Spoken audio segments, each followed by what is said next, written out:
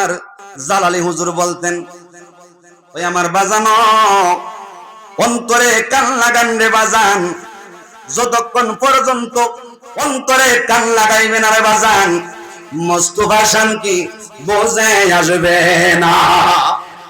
ওই আমার আল্লাহ আমরার মন মদিনায় যাইতে চায়। বাজান মদিনা যাইতে চায় কি চায় না? মনটা মদিনার পাগল হইতে চায় কি চায় না? দুই নয়নে আমার নবীকে রাসূলকে দেখার দরকার আছে না নাই? এ বন্ধুরে, কবর কবর এত কঠিন জায়গা হবে।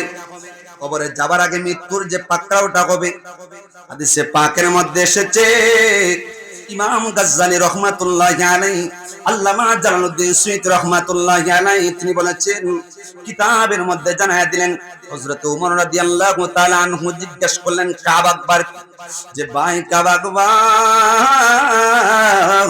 মৃত্যুর যন্ত্রণা কেমন, মরণের যন্ত্রণাটা কেমন আমাকে একটু জানায়া দাও। আল্লাহু আকবার। মরণের যন্ত্রণা কেমন কঠিন আমাকে জানায়া দাও। হযরতে কাবা আকবার ডাক দিয়া কন, খলিফাতুল মুসলিমিন